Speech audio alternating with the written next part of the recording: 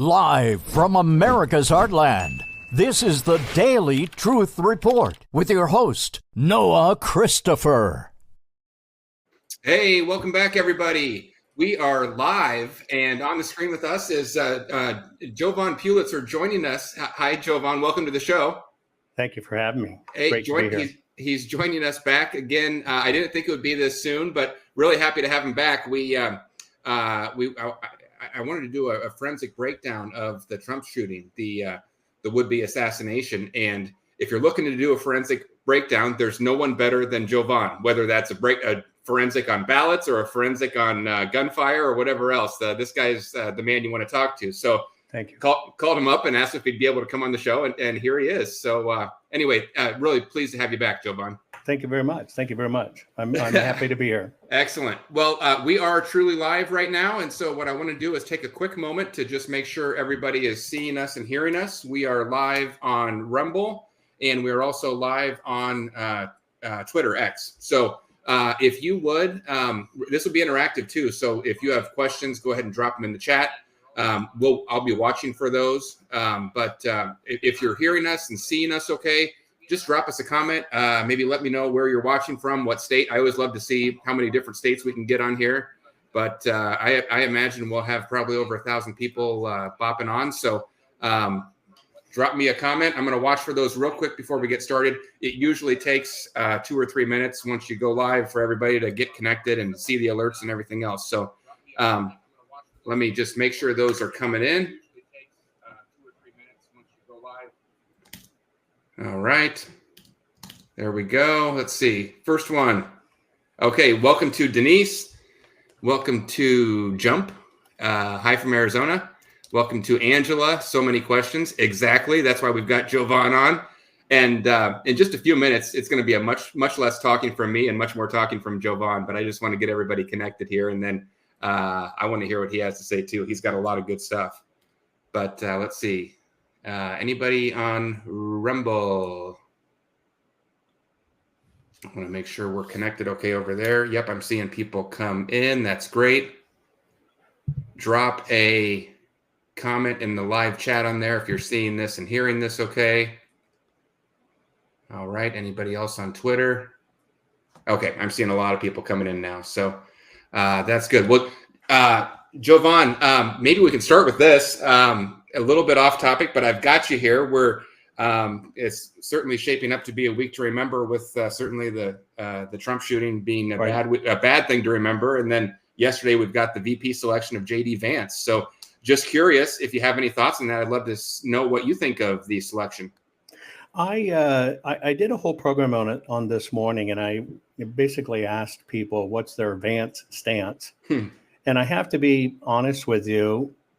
Things that I had seen before regarding J.D. Vance, I guess I took offense because he was a Trump hater in 2016. Mm-hmm. And he attacked President Trump pretty viciously. And I think anybody who likes, loves, or respects President Trump tends to defend him.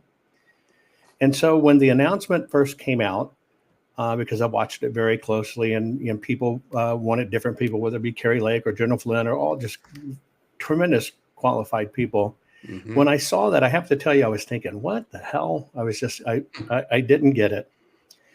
And I saw a bit that Tucker put out, and Tucker said that he has never come across a person in Washington, D.C., that he knows to be themselves a rat bastard, part of the bad crowd, right? Wait, like Mitt Romney? Yeah, like Mitt Romney. Ever say anything good about J.D. Vance? And he said when he thought about that, he goes, wow, that really speaks a lot, that the people that want to lead the country and will lie to the country and aren't truthful and directful will badmouth J.D. And so I thought about that for a minute, because in my life, the same thing happens. People who don't join me every day in what I do in my broadcast always have preconceived ideas about who I am, what I am, whatever. And of course, you can't rely on stuff like Wikipedia to really tell you who the people is, because Wikipedia is corrupt. And I thought for a minute, I hate that in my life because the myth of me is something completely different than the real me. And so I decided, you know what, I'm going to give JD a chance because I trust Tucker and I absolutely trust Donald J. Trump. And so I started digging and I dug back, starting in him, before 2016 and being an ever-Trumper and even thinking Trump was a Nazi. And I had to really kind of think about it. And I watched his evolution. And what I found was a man who was not afraid to speak what he felt was his truth. And so when he was saying certain things that was probably just a new guy, probably new in politics, and that's what he felt. And he admits he was watching mainstream media, and that's where he got a lot of his information. He said when he started to dig and really looked at the country, that he had made a horrible mistake in judging Donald J. Trump. And he went on national television, CNN and others, saying, I was just flat wrong. Donald Trump was probably the best thing to ever happen to this country. And so I kind of did an audit looking at him on all kinds of things from the border to the woke culture, to war, to Israel, you name it. And what I saw in J.D. Vance was somebody who spoke his truth, was not afraid to use his truth, and was not a politician doing rehearsed stump speeches or platitudes, and he just wasn't a butt kisser. And so I saw in that research, which only happened in the last 24 hours, that I can respect this guy, that he's speaking his truth, and that's what we need. I think he's fearless. Of course, he's a Marine. He's young. He's only 39 years old. He's married to a woman whose parents are from India. She's born in America. He has 3 kids. Yes, he served as a Marine and then went to Yale and got a law degree. And I really have come to respect him because I respect President Trump. And so I started looking at people around him. I started auditing what he did when everything bad happened in Ohio, where he's a citizen. He was the first one down at the train wreck off in the creek trying to protect the people and everything else. And so I have found a new admiration for him. Now, I can tell you that President Trump at this time could probably pick anybody to be his vice president and probably still win. But here's what I see. I see a young man, 39 years old, very smart, very genuine in how he speaks, I believe, very direct, very fearless. I watched him on CNN and MSNBC and other places. He has no problem telling the host, you're wrong and this is crap and let's fix it. And so I admire that, and that's very Trump-like. And then I realized that with President Trump going back into the White House again, we're going to get 4 years out of President Trump. We're not going to get 8 because of his age. And therefore, a man that's 39 years old, and by the way, is now a very personal good friend of Donald Trump Jr., I go, you know what? This young fellow, 39 young in my world, is going to be mentored by the best, and that's Donald J. Trump. And we all suffer from PTSD of 2 types. We have the typical post-traumatic stress disorder that because our world's going nuts and falling down around us. And then we have Pence traumatic stress disorder. And because we have Pence traumatic stress disorder, this VP pick is going to be inspected, probed, examined, dug upon, looked at more than any other vice president pick in history. And because the left unanimously hates him, they hate him. They say he's worse than Trump. I'm going to think he should wear that as a badge of honor. But at the same time, American citizens should be willing to inspect what they expect. Thank God we're all now involved. I think with the assassination attempt, President Trump dodged a bullet by the hand of God. And I have to think the hand of God is in this. And I'm going to trust that until he shows me otherwise. But I'm going to be watching. I'm going to be digging. I'm going to be expecting.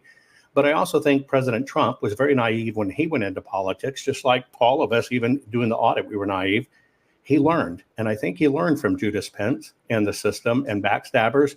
And I think he made a very carefully decided and thoughtful decision. And so I back it 100%. Oh, that's great to hear. That's essentially the same process and conclusion I came to yesterday. I think I was, I really hadn't looked into him that much, and I can't tell you why. We're just busy covering the news every day, and I just didn't have time to do a deep dive on him. I didn't think he was going to get it, so I didn't spend the time. But I think I was more emotionally invested in Vivek. I thought he had a lot of those same qualities that would have been really good that you just named. And so actually, Kari Lake was my first choice, and then it became kind of obvious that she wasn't interested. She wanted the Senate seat. Right. And then Vivek was my second choice. And but man, the more I started looking into this guy yesterday, I came across all the same things you just mentioned. You had some other new stuff in there that I hadn't heard, but I had the same process you did. And the more I look into this guy, the more I like him. I think he's going to be great. And who knows? You never know. But I love the pick now. I like Vivek too. I think he's a smart guy. I'm not 100% sold on him. Early on in Vivek coming out there, we dialogued simply because he was coming out against BlackRock and all the investment stuff that are hurting us as a country. And then very shortly after that, he announced, we didn't get a chance to coordinate to get him on the program, but something was too slick about Vivek for me. But he's smart. He's very smart. And although I still haven't made 100% hurdle to Vivek, I think he'd be an incredible asset. But what I really admire about him is when he, should we say, stopped running, he immediately threw in and without hesitation to support Donald Trump.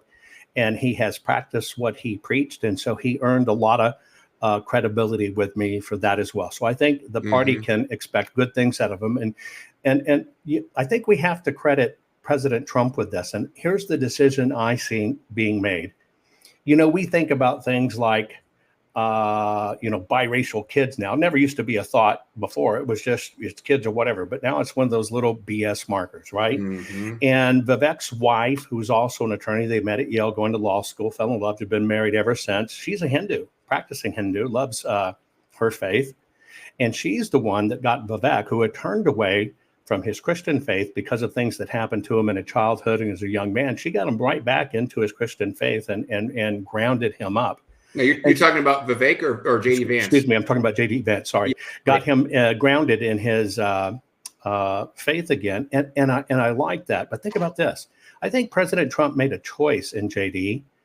that they're going to do well together. He's going to mentor him and possibly usher him in ultimately into the presidency. And we're going to have a young, healthy, vibrant, smart, savvy, non-system, non-political payola crap that we've had of the GOP, meaning the greedy old politicians. So I think we're seeing many things happen at once. Yeah, that's great. And, if the largest criticism against him is that he made some comments about President Trump back in 2016, I can get over that. A lot of people have come around, and what are we going to do? Changed. Are you the same person from 2016 to now? I'm not. Not even close. I don't think anybody is. I think we've all changed, and it would be just us being very inauthentic if we didn't give leniency because of many, many things we've changed since 2016. So I can accept that. He's a changed man, just like Kari Lake. Kari Lake changed being in a democratic system and on TV. I accept that. Yeah, very good. Me too. All right. Well, that was just I couldn't have the chance and not ask you your thoughts on that. But we're here to the main purpose of this and having Jovan back on the show so quickly. He was just on a week or two ago. I love chatting with him, but I didn't think it'd be this quick. The main purpose is to talk about the shooting and to really do a breakdown on that. There's just so many questions, so many things that don't make sense, so many things that don't add up. So many cascading failures that are almost statistically impossible. Right. That I wanted to have him on and talk about it. And Jovan, let me maybe start with this initial question just to get it out of the way, and then we can do more of a detailed breakdown. But I got to figure out the right way to even phrase it. We're on Rumble and we're on X, so we can speak freely. But what are your thoughts on the likelihood that, because there's a lot, there are so many things that don't make sense that people are throwing their hands up and saying, is this not real? Was this staged? Was this a false flag in the other direction? Was, what was this? What are your thoughts on the likelihood that some form of that, obviously something happened. We have one man who's tragically dead.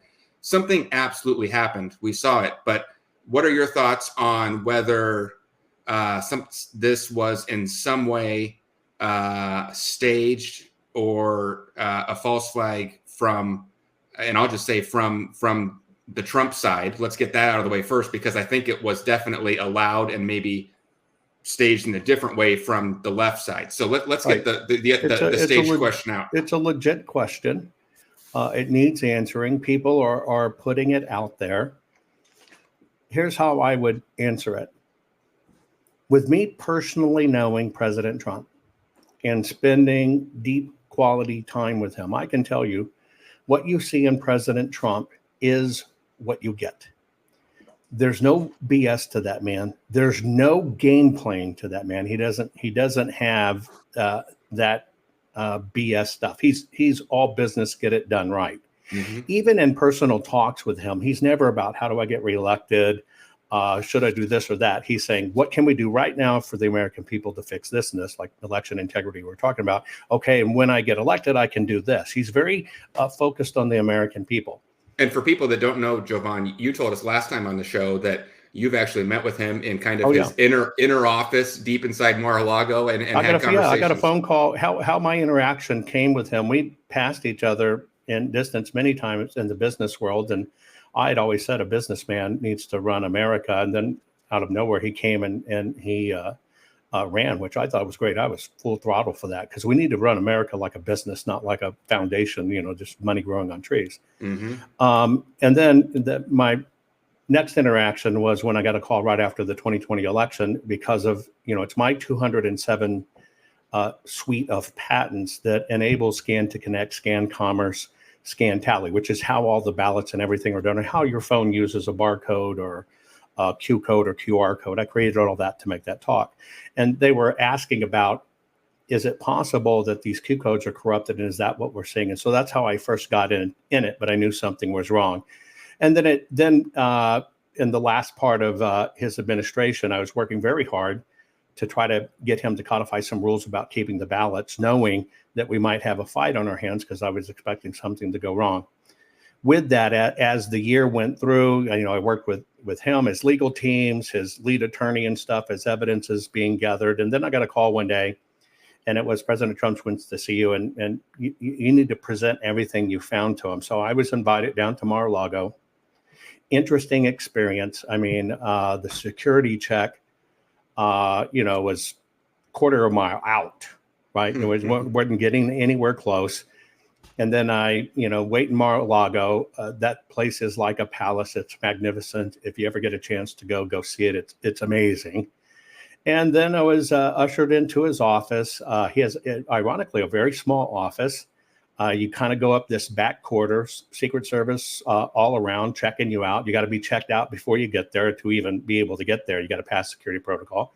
Mm-hmm. Walking up around this little kind of zigzag winding stairwell that nobody could run down if they wanted to. That's a security feature. And you go up into this little bitty landing, and then here's this office that's probably the size of a good closet in a big home. It's got half a dozen people working in it and half a dozen people waiting in it. And then you walk through another little bitty door and there's President Trump's office. Wow. It's not opulent. It's not over the top. It's just his desk. Yes, it's looking out over the golf course and stuff. And you got a little round conference table in it. And I sat down and we had a very candid discussion, even to the point, here, come over here on the other side of my desk. I'm sitting next to him. I'm showing him the numbers and showing him the things.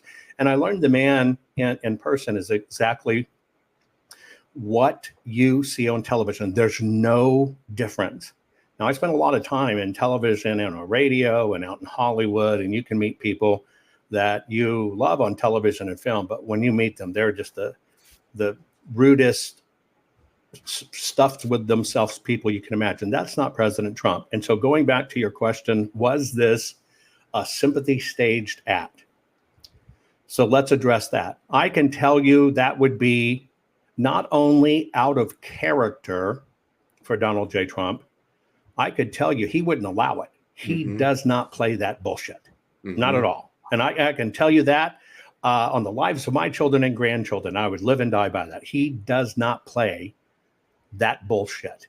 And if anybody around him tried to do that, they'd be gone. Now, on the other side of it is, do I believe this was an incredible failure and setup by the system trying to Get rid of them? Yes. Do I believe there's going to be other things? I was in a dialogue the other day with Alex Jones and Laura Logan and others, and we're talking about, okay, what could happen next and the failure of this.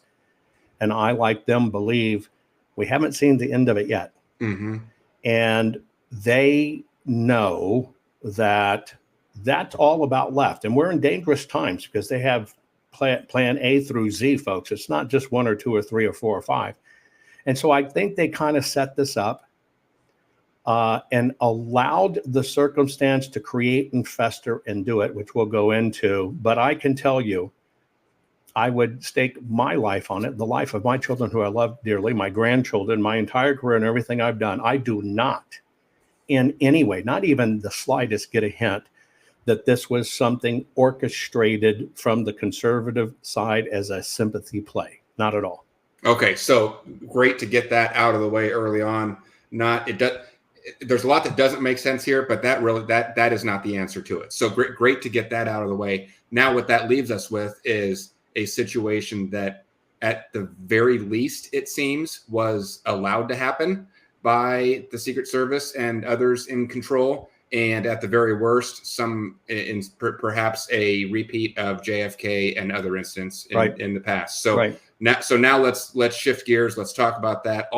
I'll jump in as we go, but maybe you can just start walking through some of the biggest things you've seen, but so many things that don't make sense. How did they allow him to get up on the shooter to get up on that rooftop? Was he the only one? Was there a second shooter? Was he just the patsy and the real shot came from somewhere else? Sure. All sorts of things, even things like early on when we saw them dragging that dead body out of the stands and we thought that was the shooter, then it turned out to be the victim. But who does that? Who violates a crime scene and moves a dead body like that and just drags them out of the way? Why did the counter snipers fail to respond? Why did they let him take the first shot? They had him in the sights for seconds, if not longer. Let him get set up and take a shot, and then you return fire. Just on and on and on. I've got a whole list here. I'll let you just start, and I'll jump in. But crazy stuff. First, let me use kind of a story to help people understand where I'm going to go with it. And I'm going to ask you some questions real quick. I want you to answer. Have you ever yourself been on a camping trip? No, I like a mint on my pillow. Okay, that's fine. But have you ever known friends or family to go on a camp out or go on a hunting trip or anything like that? Of course. Okay. Do you believe they take things with them that they need on the journey, whether it be food or water or things, that they take that stuff with them? Do you believe that? Sure. Okay. Do you believe if you're going for an extended stay, and there's a reason, and bear with me, you'll understand why I'm doing this. Do you believe if you're going on a far away travel to a land unknown for an unlimited amount of time, you probably take just a ton of stuff with you, right? Okay, absolutely. Okay. Yep. So let's put this into the context of ancient mariners, okay? Mm-hmm. And so we're going to use that there was this great idea that America was a vacant place and Columbus stumbled on it, which was not true. But academia has a way they must explain it. And they say, Columbus discovered the New World. Now, the reason I took you through that drill is because one of the first controversies I ever got into the archaeologic world as a forensic researcher was saying everything we know about history is wrong and we can prove it. And they would basically say, no, it's crap, it's this, there were no ancient Americans or whatever in Americas. And I said, look, let's just do a few things. And I took this little bitty place in Canada, and there were all of these very weird things, just very, very weird things that kept on popping up that everybody just thought was a coincidence. For example, incredibly old ancient gold coins from ancient Carthage, right? Mm-hmm. The native Indians there, which were the only Indians not displaced in the Americas, they've been there for almost 10,000 years. They had ancient Egyptian words in their vocabulary, right? And then there's all these petroglyphs pecked into the rock that are so old they're actually underwater now, but they're ancient ships and all this other stuff. And then, I mean, it just kept on going. And back the ancient mariners, one of these ships had these big all-seeing eyes on the front of the boat and these particular type of sails. And there were drawings of peacocks and all this other stuff. And so what I figured out one day, I started looking at where were these things found. And I started realizing, well, the single largest flock of ancient peacock breeds that come from the Middle East are right there in this little bitty place of Canada. I'm like, this is really odd. And so I started looking at plants, and all of a sudden, all of the invasive plants that they can't explain in Canada, well, they come from the ancient Middle East. How in the hell did they get there? And so how did these words get there? How did these drawings get there? How did these petroglyphs get there? All of this stuff. And so the reason I tell you that is because it's coincidence, coincidence, coincidence, coincidence. And all these coincidences surround this one area. And that I believe, and I presented long ago, that at a point in time, you can look at things that you think are coincidences, but when you have a preponderance of coincidences, the coincidences themselves become the confirming evidence. Now, remember how our legal system works. Sure. And the archaeological community couldn't push back on that, because for every time they shoot something out, here's another one. You tell me, why are they there?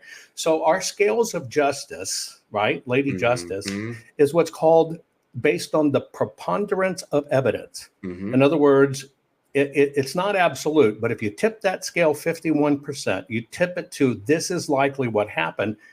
That's how the law is decided. It's called balance of probabilities. So now let's look at this from the balance of probability size. What happened? So we know the center event, the bullseye. What's the bullseye? Donald Trump could have been killed or was going to be killed. That's the center of the bullseye. So you back out here and you start looking at these weird coincidences. Well, I find it very weird that a week plus, right? Two events happened. One, our selected, not elected one, Biden, said that we got to put a bullseye on Donald Trump. So there's one. Yep. Now, if the president of the United States said, put a bullseye on that guy, and you took that literally, could it draw to that space right there that Donald Trump gets killed? The honest answer would be yes. You go over to this next coincidence. The next coincidence would be a release in the Huffington Post. And Jovan, even before you get past the first one, it was not one isolated comment from Joe Biden saying that. It was 10 years of demonizing this guy and saying he's a threat to democracy. 100%. And I'm just trying to get to the real more hard ones, but you're right. It's all over the place. No, I'm sorry. Continue. Not a problem.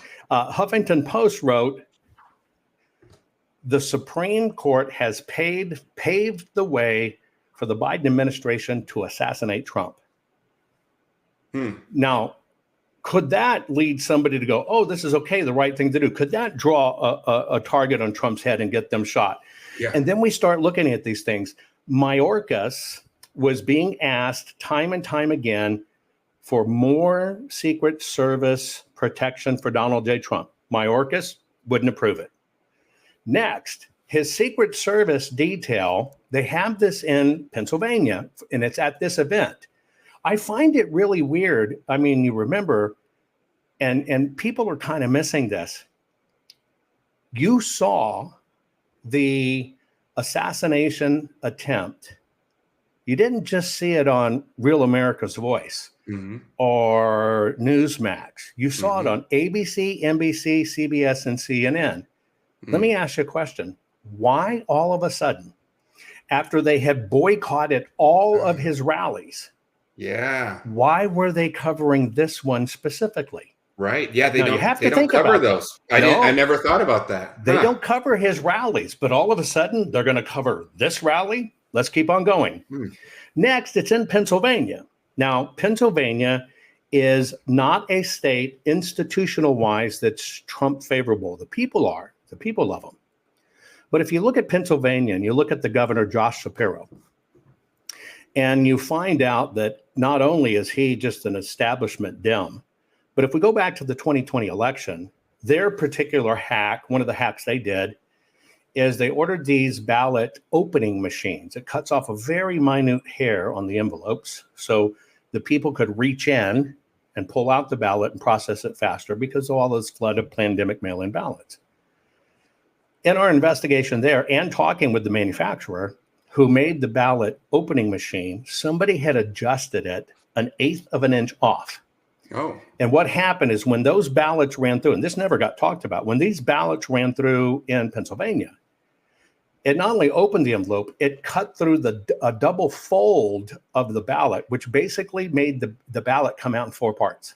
Now, what that means is if it's a return voted ballot, that's a spoiled ballot. They can't run it through the system because it's run apart. When you look at the footage, number one, they didn't let people supervise the replacement. In that scenario, somebody has to take the ballot.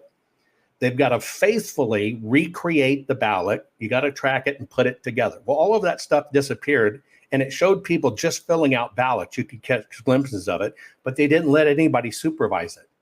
That's Pennsylvania.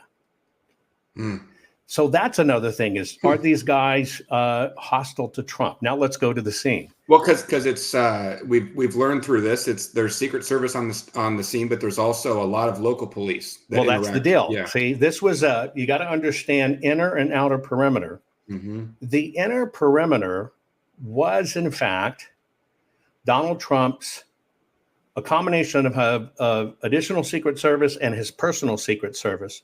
The personal crush you see almost immediately are the same guys that had to frisk me up and down, although they knew me at Mar-a-Lago. They've been with them for years.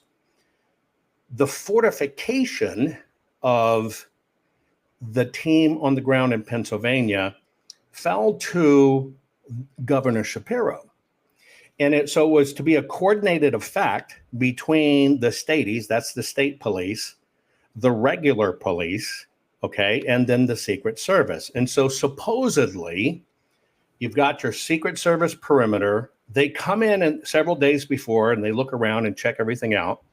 And then you've got your main hub with them. But the rest is going to fall to Pennsylvania, basically police, staties, and otherwise.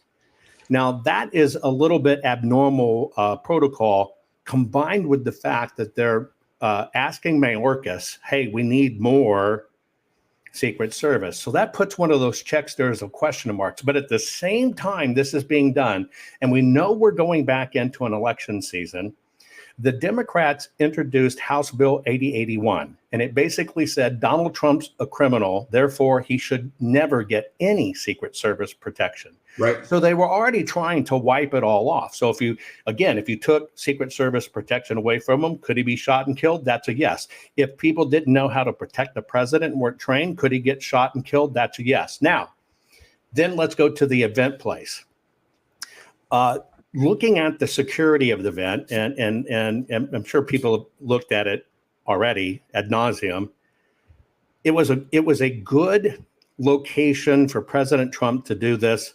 There were 3 large, we'll just call them barn or warehouses, expedition centers right behind him, higher than him. So that's good. It's to his back. Nobody can get to him. To his immediate left was a large pond. It's called a performance pond. It's where they do water performance and stuff. And there's a very narrow gap that you can get between the buildings and the pond. So the protection detail for that is very small. And then when you get around to this side, it's tents and check-in and everything. Now, as you're looking at that perimeter, you can understand everything else is far away. But how did a shooter get a perfect level line of sight? Now, here's where I'm going to get a little more detailed in the forensics. Number one, from a shot standpoint at 150 yards, this is kind of a no-brainer shot. Doesn't take sights. You can do it just iron sights and do it. But you have to look at the wound on President Trump. It's perfectly level. It was right here. And the cut is through both pieces of the ear. I mean, it was a perfectly level shot. Now, supposedly Secret Service is higher and should be looking at it. And the number one rule of protection is you're working from the highest point down. Right. Well, right behind the shooter was a water tower, which I pointed out. That water tower was an equidistance to the shooter that the shooter was to the president, but they didn't have anybody stationed there. And I'm going, wait a minute. Then you actually look at, okay, who was the counter sniper, detail, or whatever. I'm still trying to understand, were they Stadies, were they Secret Service, whatever the case may be. As I go back and analyze the footage, they were watching the shooter. Yeah. Now, here's the ass kicker.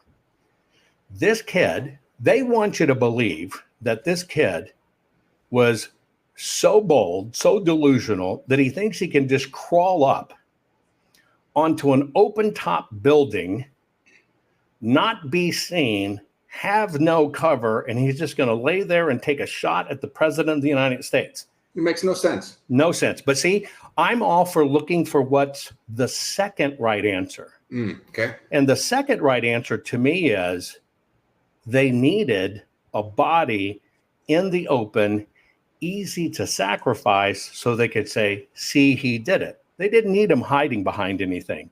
They needed to make it look like it responded quick. So that's a disconnect for me. So this kid supposedly. So that opens up the idea that the real shooter was somewhere else.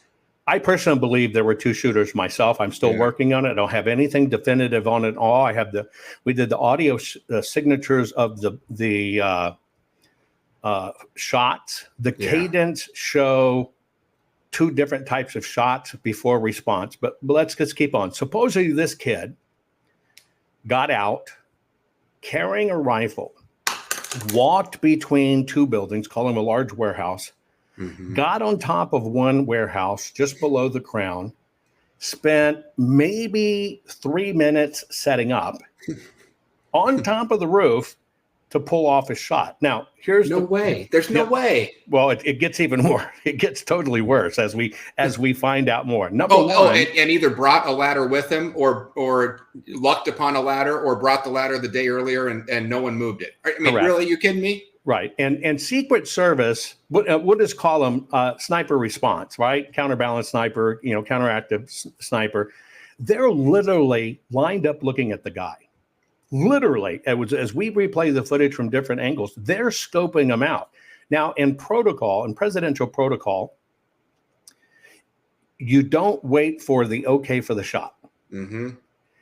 If somebody is in the scene, presenting a threat, carrying a rifle, getting on a top of a building and lining up, you take their ass out. There are no questions, no approvals. That's just the way it is. Everybody knows that, hands down. Now, let's do a few other things here. Number one, to me, it's these guys are looking at him, watching him. Even the one sniper response looks up over his scope, and then the shots occur. To me, it was like, okay, we see this guy. Okay, well, when the fuck are you going to shoot? Boom, boom, boom, right? Mm-hmm. And it scared the guys. The actual response team jumped from the bullets. Yeah. Gets worse. Not only were police supposedly assigned to that building and not there, the actual counter sniper team and Stady police were inside that very building. Yes, and not a single one heard this kid tromping on the freaking roof and getting up there. And you've got people, you've got a half a dozen people who are filming it, calling out, yelling and screaming. Now we find one police officer went out, went up a ladder, looked on the roof. The kid turned. Now think about this. The kid turned, pointed the gun at him. That tells you how much time. And the officer got scared, lost his balance, and fell to the ground. Then the shooter went back and set up. The police, the staging for the Stadies, for the police, for the SWAT counterbalance team was in that very building. And they expect us to believe all of this and that they just missed it. I don't buy it. So devil's advocate then, I mean, it's so bad and so obvious and so ridiculous. You almost have to ask the question, well, if they planned it, are they really this dumb? They really think everyone's going to just go along with this story? Are you kidding me? I mean, this is so ludicrous. This is easy to do. And I'm going to tell you why. I'm going to tell you why it's easy to do. Number one, you find a mentally unbalanced person. And I still question if this is the shooter. I really do. Right. I still question if this is actually the shooter. There are things. Now we have a dead body, so don't ask any questions. It's all wrapped up. Case closed. Oh, that's what they're trying to do, and I don't like it. And so we're trying to figure out what's up. Both of this kid's parents are therapists. Now, why does that always happen in all these cases? Why is that always the case? This kid was a math and a science nerd. He was, some would call him a loner. And yeah, maybe they try to do the loner, but let's just set that aside for him. Let's just set it aside for a moment. He has no social media to speak of. Never really made any threats or anything. And it's too out in the open for me, but let's just suppress that just for a minute. Let's look at this. To me, this was a very carefully planned, sophisticated operation. My personal opinion, and this is only my personal opinion, is I'm still questioning if that's the exact kid. I really am. And I hear they're doing DNA testing and whatever, but it still confuses me. There's another kid that's a dead ringer for him that has been arrested before. That was Antifa. And now all of a sudden he doesn't pop up. He's been arrested before for taunting and showing up at Trump events, but could be a dead ringer for this kid. But let's just set that aside. You got to have a weak mind that has been fed poison to even do this to begin with. It's like I tell people about quote unquote voting machines. Machines don't change shit, right? Just like your gun doesn't shoot anybody. Although the Democrats are now going after the gun manufacturers that manufactured this particular gun. But it's people, paper, and programming. So you have to have bad programming in your brain to do something bad. It's the same thing for a shooter. So let's say they played on a weak kid. Now let's look at this just for a minute.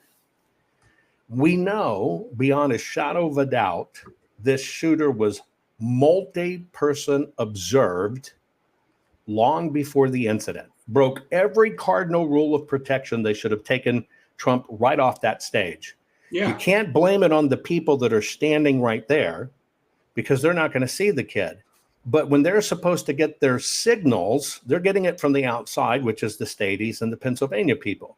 But they're all on the same. They're all on the same radio channel. And the minute someone says on that radio channel, "gun," you pull him off the stage. You get him down and you get him out. Bring him back in 5 minutes if you have to, but get him off the stage. Right. That's the first protocol. But the Pennsylvania folks were saying, well, we thought the Secret Service was in charge. And the Secret Service goes, bullshit, this is you supposed to be in charge.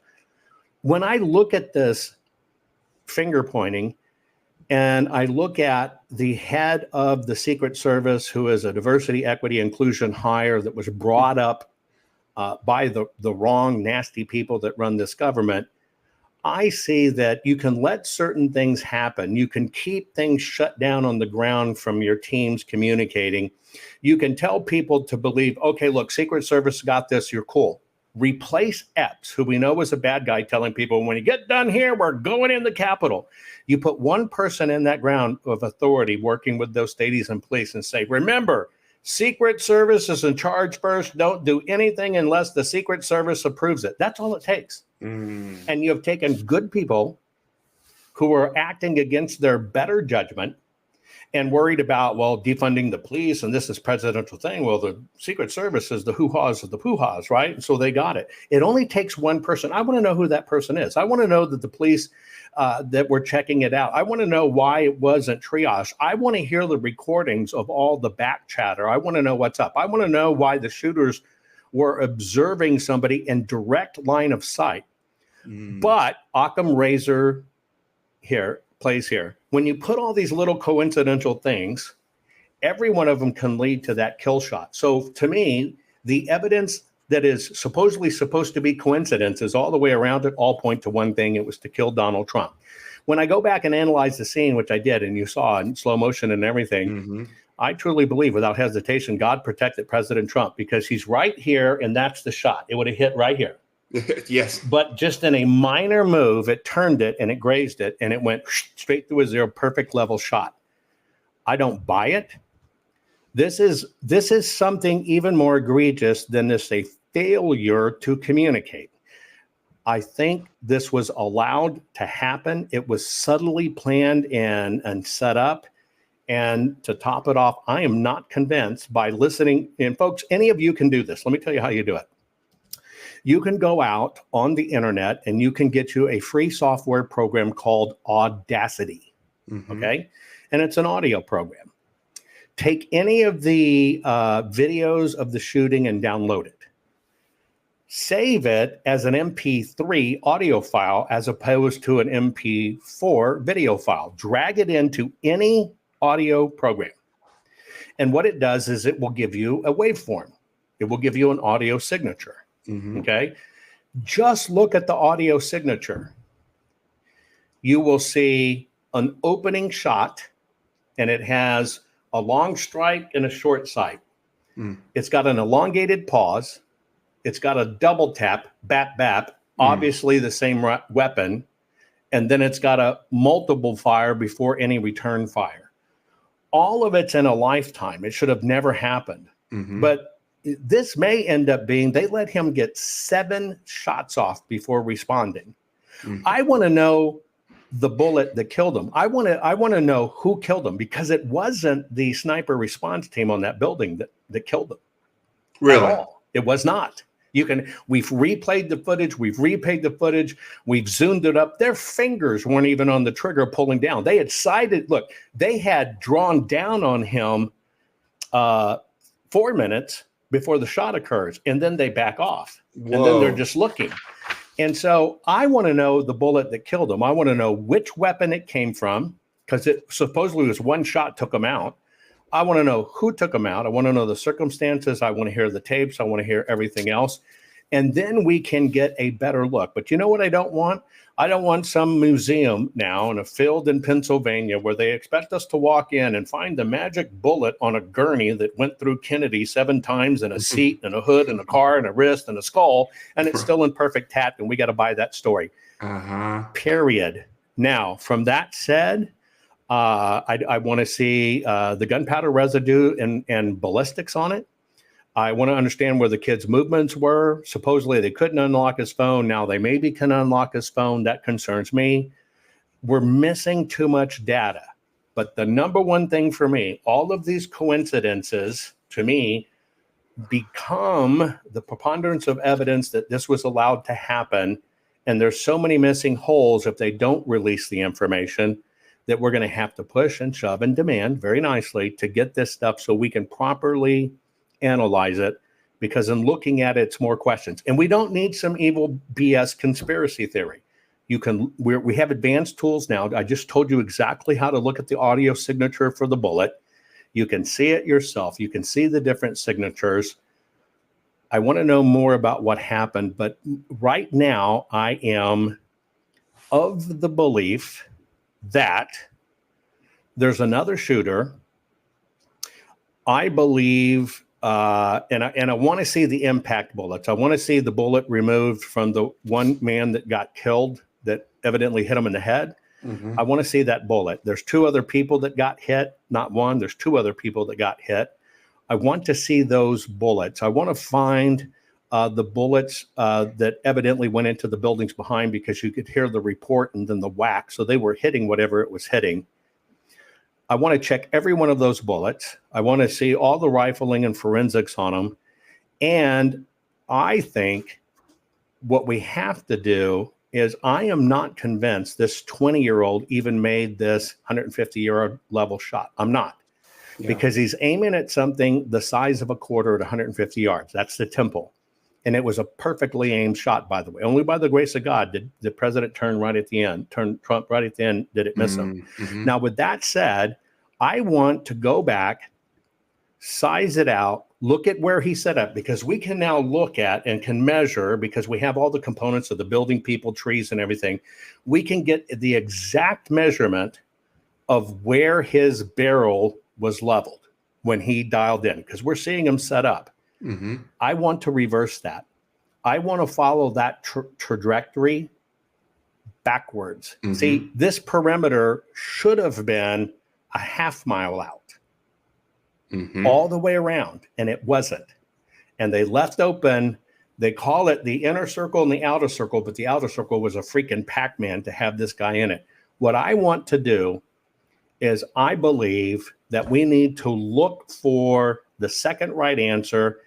And I believe that we should find another shooter behind the one. And here's the telling thing for me, and I don't have the perfect answer yet, but when I look at the potential blood spatter for the kid, and the telltale sign is he's got tooth knocked forwards, not knocked backwards. Wow. Okay. To me, that says this kid was shot in the back of the head, not in the front of the head.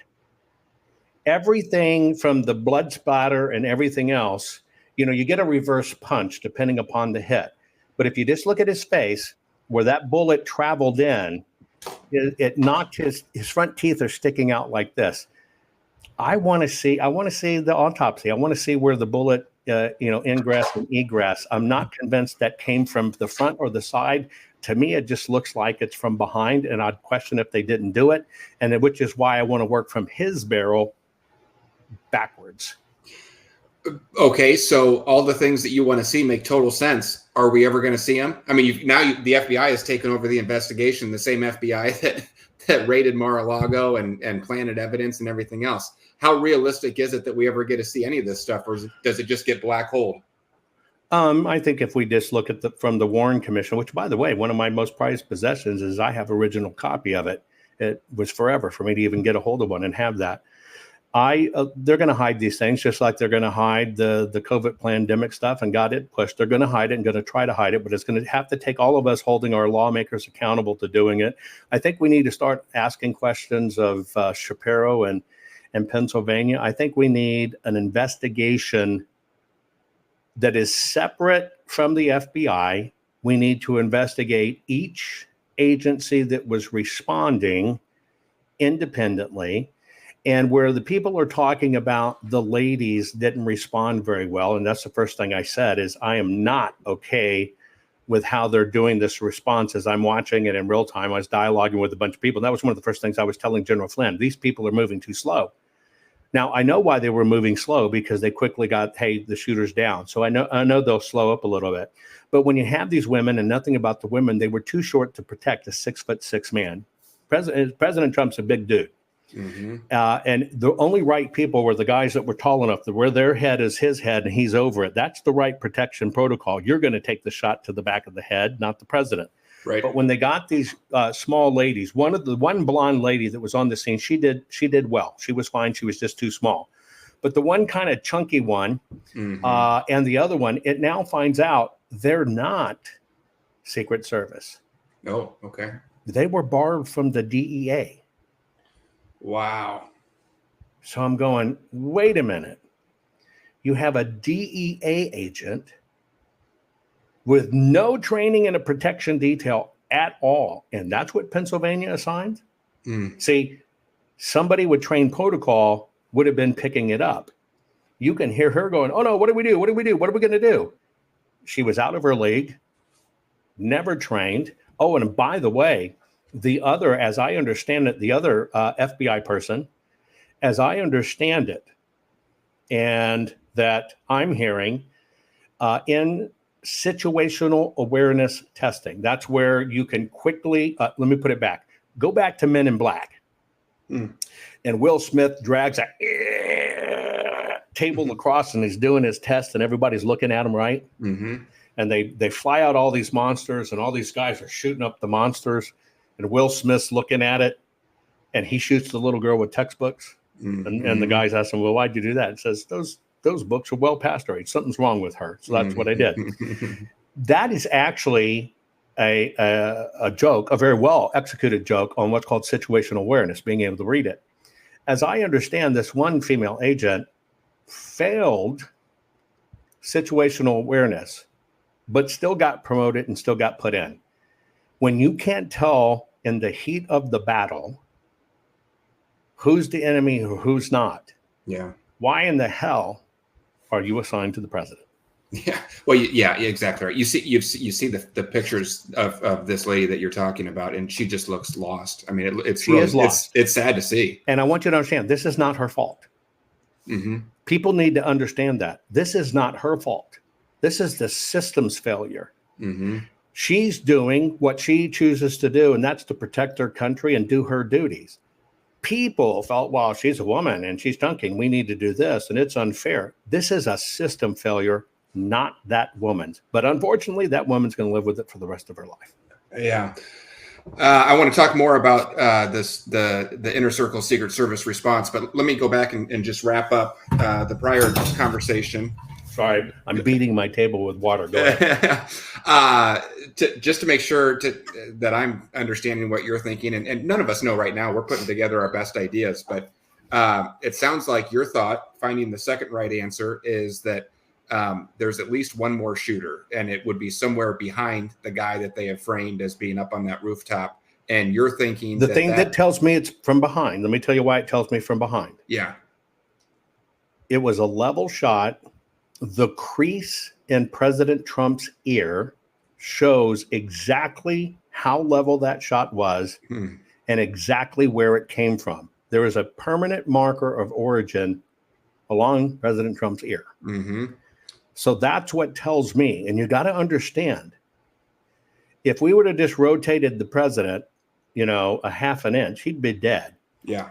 That tells me proficiency. And proficiency to pull that trigger in a high tense moment and hit the right space. The only thing that changed the destiny was God having President Trump do this at the last minute. Yeah. So, and that's not this 20-year-old. I'm sorry. Now, I know 20-year-olds can do this all the time. Not this one. My father was a military sharpshooter. I grew up with this my whole life. I couldn't hunt a deer when I was a kid, and I got to go deer hunting as a kid. I could not go hunt a deer in the field until my dad could take a bucket, a 5-gallon bucket, and he would put it down from the blind, and he put it out where the feeder are, 60 yards away, and he would have me shoot through the bucket. Right? I'd put a hole in the middle of the bucket, and then he says, you got 5 more shots, and I better not have another hole on the front of the bucket. That's how I learned to hunt, and that's how I earned my right to hunt, is putting every bullet through that front hole. Wow. Now, I had multiple holes on the back, and yes, you widened the front a little bit, but you better not have a separate hole. Wow. I've lived with this my entire life and understand this. And I'm just saying, I'm not convinced in Pennsylvania, because of the institutional rhinos and system there, that they're going to do a deep investigation that needs to be done. But we have a tremendous amount of artifacts that should be found. I want to see every one of those bullets. And we heard there were explosives in the kid's car. I'm calling bullshit on that. That's a standard story they do to all of them. Yeah. And we heard now that he went 1 hour before the event and bought 50 rounds of ammo. That doesn't make sense to me. So I don't know what's up, but I have more answers looking at this, or more questions looking at this, than I do have answers, and circling back. Will we get them? I don't know, but that's going to be up to the people, not the system. We're going to have to press. We're going to have to ask the right things. We want to see the autopsy. We want to see, even for the family stuff, even the family authorized with the one guy that lost his life, that was a retired fire chief, God bless him. We need to see him. We need to confirm what we're looking at. And then I would personally, the forensic I would work is not forward forensics, but backwards forensics, to see if I could mimic this shot from the same level area, which I suggest is just 2 more warehouse buildings equidistant rise, that this could have been done, and look for clues where somebody up on that roof had gone up to that roof, etc. That's it. But we need more answers. We need more data. It makes total sense. And then to follow up on that, but you were also saying that you don't think the return snipers up behind Trump were the one that took out the kid. Are you thinking then another shooter somewhere else taking him out, or that same shooter that's back behind then turned around and fired, or moved his sight? Okay. I do not believe, and you can't convince me. I've watched the footage over and over. I've got 6 or 7 different angles of it from different people at different times in it. I'm not seeing that one sniper response team pull the trigger to this guy. I'm not seeing it. And so with that said, it's easily vetted. I could be totally wrong, but I didn't see it, right? And there's plenty of footage on it. I didn't see them take that shot. And so all of the shots that we hear on the audio, you think are all incoming shots? It's two things. I released some new footage today that we got a hold of. We counted there were multiple shots before supposedly armed response back defending the president. We played another video today, which I'll release on Telegram, my Telegram, which is t.me/Jovan Hutton Pulitzer this evening. And I'll show you the footage of people recording it on the ground. They're counting the shots as he's shooting. And they're saying, oh, my God, he's taking 7 shots and nobody's responding. We got some pretty good data that says something's wrong here. Okay, very good. And we'll put a link to your Telegram below the video, too. Yeah, and by the way, in Telegram, I don't do chat and stuff like that to answer people back. That's how the bots get you. I just do it so I can drag this footage over to it so you can put it on your phone real quick and share it. And no, I will never reach out to you on Telegram to ask, hey, are you investing in crypto? Do you like Bitcoin? Right. That's right. Not me. Is this, let me see. I can put it in the chat right now. You have about 37,000 followers on there? Yeah, something like that. Something like that. Okay. We'll get the right link in that put in the chat right now. Okay. So now let's go back to the inner circle, I guess you would call it. And, you know, all of this stuff, you have incredible background and training. I really have none. I mean, all of my questions are just from a common sense perspective. So I don't mean to present myself as having any training in this stuff, which is why I love talking to you. If you have any ability to do linear thinking, you can figure this out for your own. And you're a linear thinking guy. And it's just obvious. You don't have to be an expert to see how bad this thing is. Yeah. Well, okay. So then talking about that inner circle, when the shots come and then they rush the president, President Trump,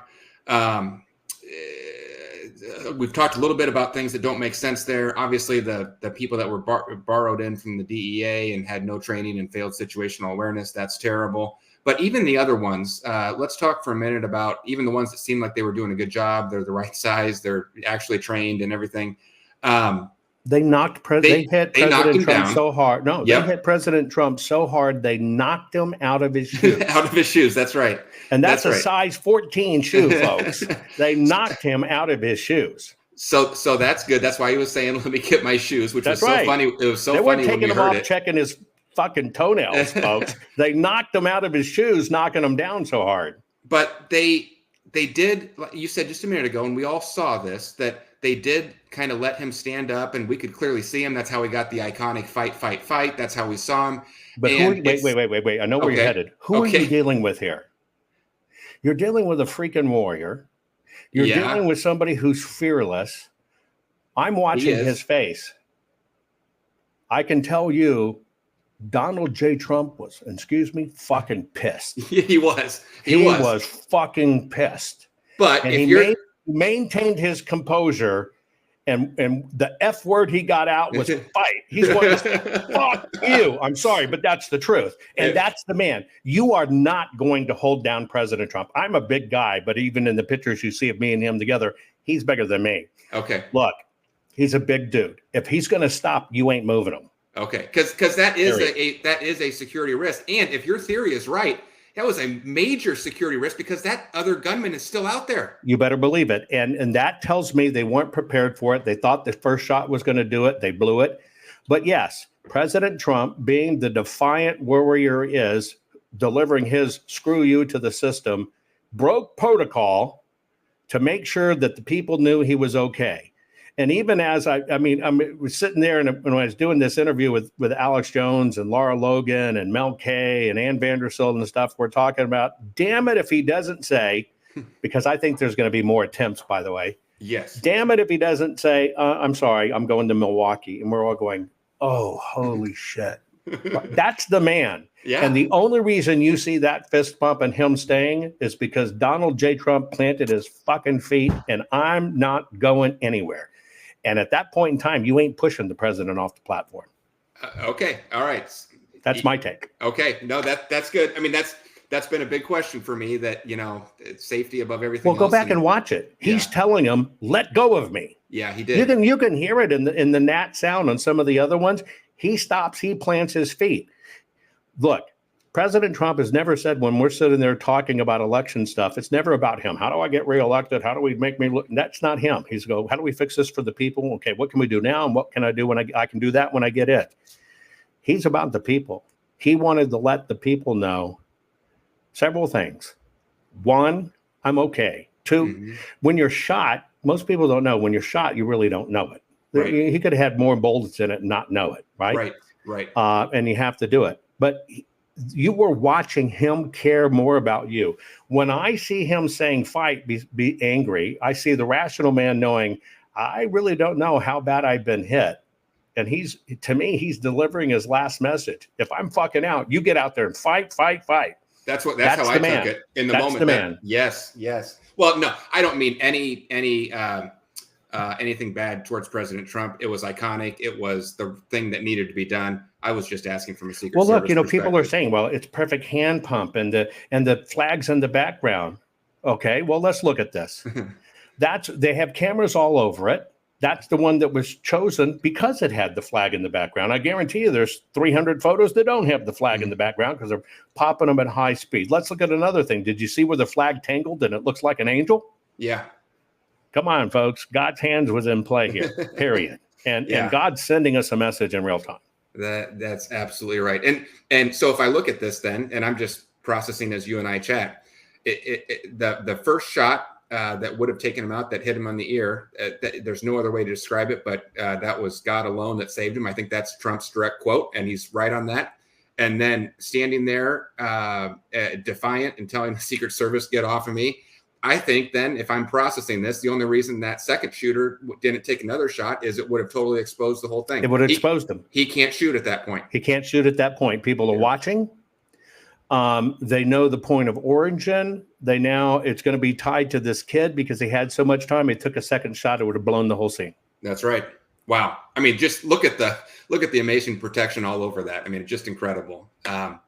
Okay, well, what else, Giovanna? What else? What other big things haven't we talked about yet? I mean, there's so much to this. I'm leaving out a bunch. Anybody in the comments?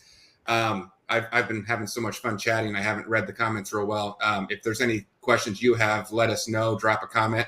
What else have we left out, Jovan? I don't think there's anything left out, but I want to let all of the fine people who are watching and listening to this, folks. This is no way a shoe-in. That's number one. Yeah. These guys have plan A through Z. Do not think this is over. I had said long ago, the only choice they have left is to kill him. And I believe the system is so exposed right now, and so many people know they got a prison sentence waiting for them. It ain't over yet. In fact, this is only just heated up. Mm-hmm. I'm not terrified. I'm logical. I'm telling you.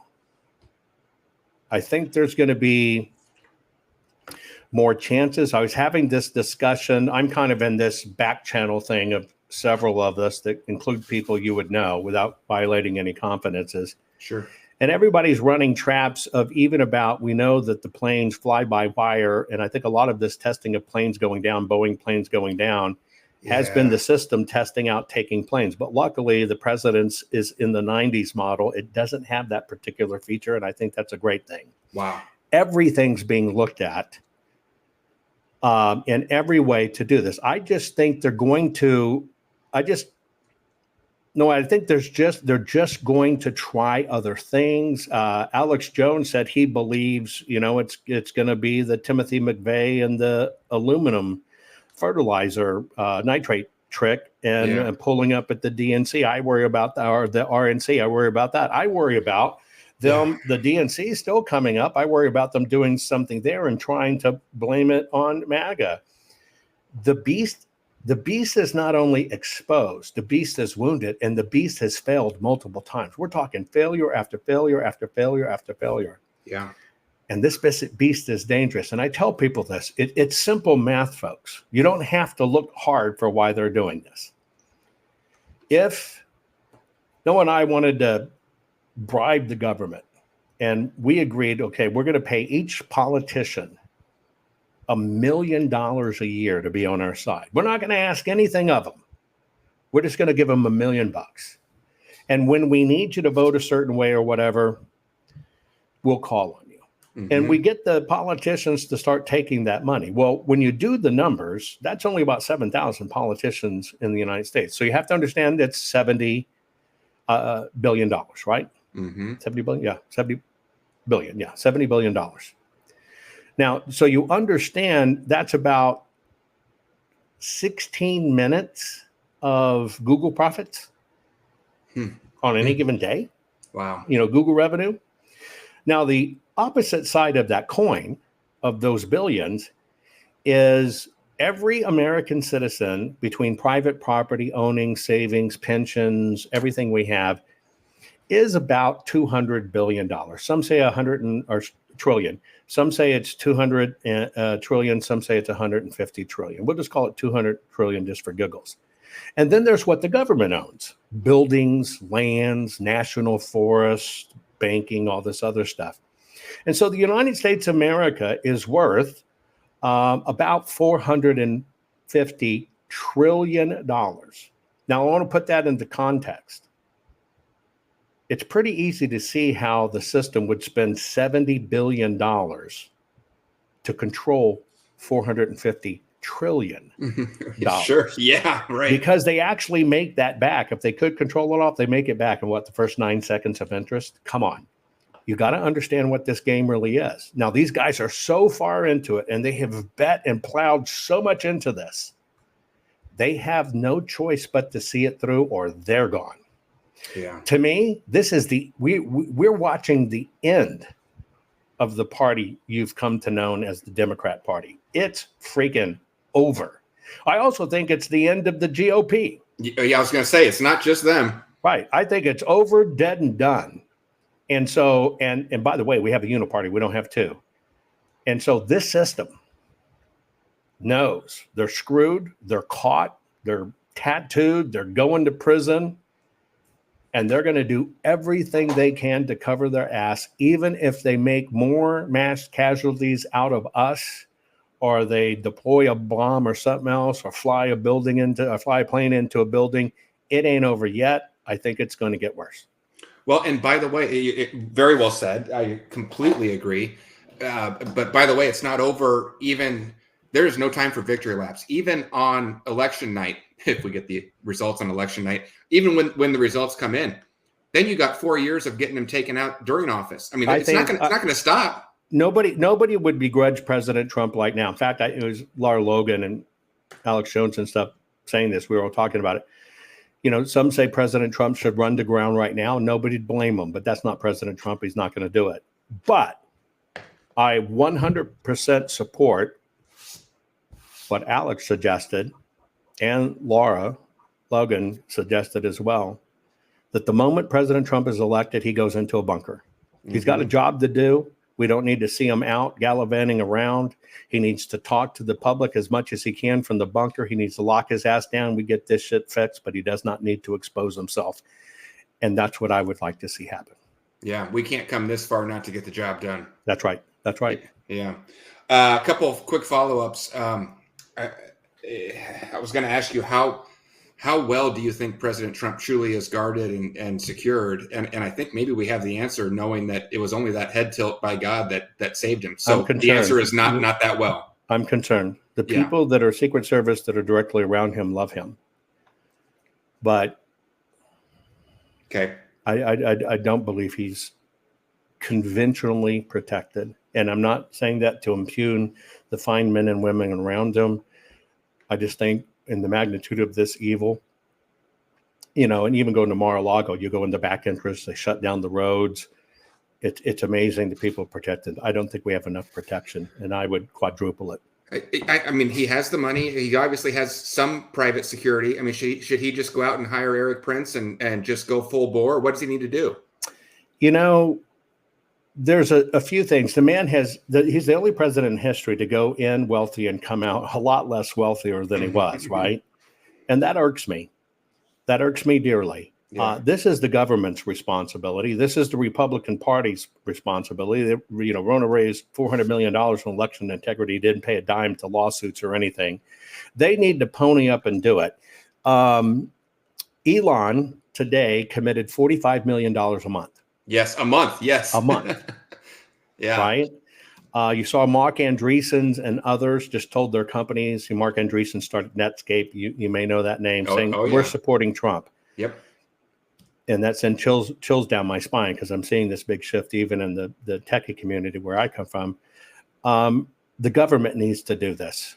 To hell with Ukraine and stuff. We've got to protect our national treasure and asset. Even the Pope rides around in a bulletproof cage. And if we have to do that for Donald Trump, that's the price we have to pay. But he is our national treasure. He is our future. We need to do it. But they're not going to do it. So what does he do in the meantime? Does he just triple private security? What does he do? He's going to have backing to do it. I think his security easily is tripled, if not more. There's going to have to be a serious come to Jesus meeting inside the ranks of who can he really trust, because in order to fight for the man, you got to be willing to truly take a bullet for the man. And there are many out there, including myself, that would do that. But you don't want to see him deplete his coffers to do it, although he's totally willing to go totally broke to make this happen for the American people. That just doesn't sit well with me. Yeah, right. A couple, if you have time, just a couple. Quick. This is so much fun having you on. We're gonna have to make this a regular feature. But sure.